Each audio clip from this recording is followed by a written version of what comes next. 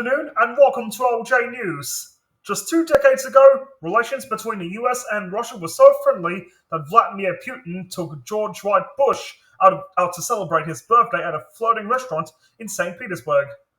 The Russian president had been in office for just over 2 years, and the West was still optimistic that the youthful leader would usher in a new era of the former Soviet Union. Then President Bush famously claimed to have looked into Putin's eye and glimpsed his soul, declaring him very straightforward and trustworthy. And so, to celebrate Bush's 56th birthday, Putin took him for a night out in his hometown. New Ireland had once been a seedy disco boat that floated down the Neva River, but it had since been converted into a chic restaurant for St Petersburg's elite.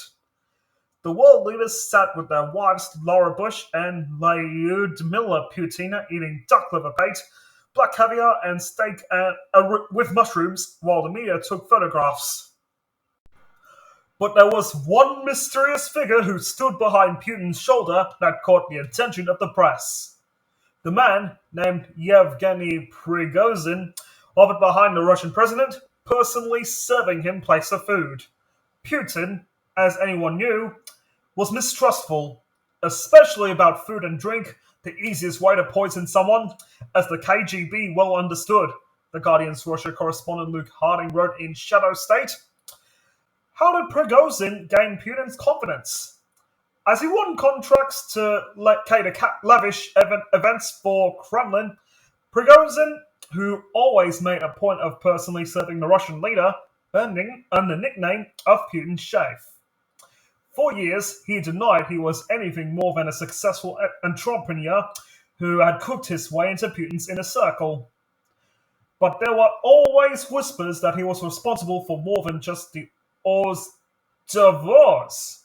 He has sued media outlets and the investigative group Bellingcat for claiming that he had founded a military organization that essentially served as Putin's private army. But last month, he finally emerged from the shadows and confirmed Russia's worst-kept secret. He is the owner of the Wagner mercenary group. As Russia's military faltered on the battlefields of Ukraine, Prigozhin's guns for hire have played a critical role in keeping Putin's war going. Now, the man who used to quietly stand behind Putin's shoulder has revealed himself to be one of his most influential figures inside the Kremlin. Like most in Vladimir Putin's inner circle, Prigozhin grew up in Leningrad, but he had a grittier childhood than most. Born in 1961, the boy known to his friends as Zenya was raised by a single mother who worked at a local hospital. He would later tell reporters his father had died when he was young, and that the family struggled to get by while caring for a sick grandmother. Prigozhin graduated from an athletics-focused boarding school where he became a champion cross-country skier. But at 18, his future looked bleak. He was sent to work in a chemical factory as penance for stealing.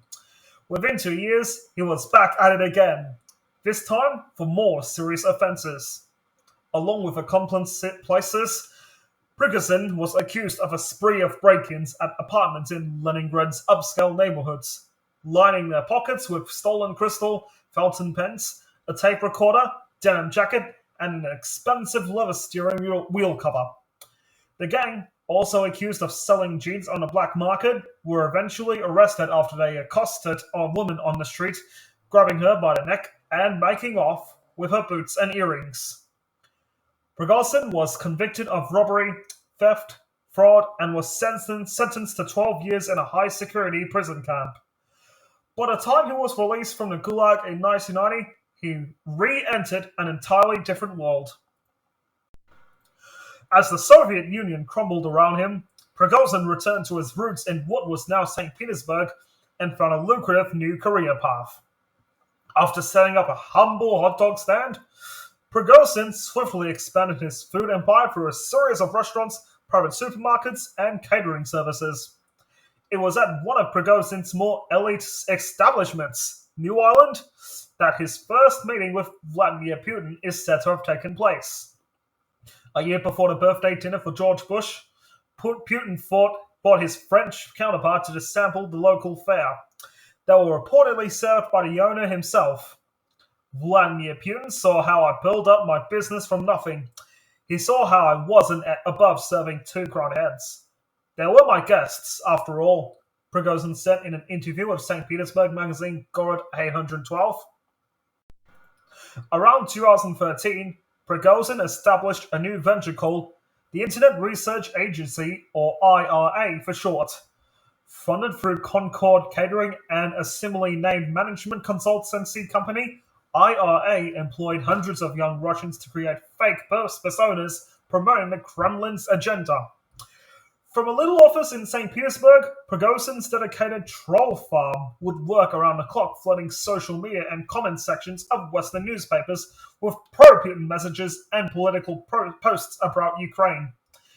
We had to write ordinary posts about making cakes or music tracks we liked, but then every now and then throw a political post about how the Kiev government is fascist or that sort of thing, one former worker told The Guardian.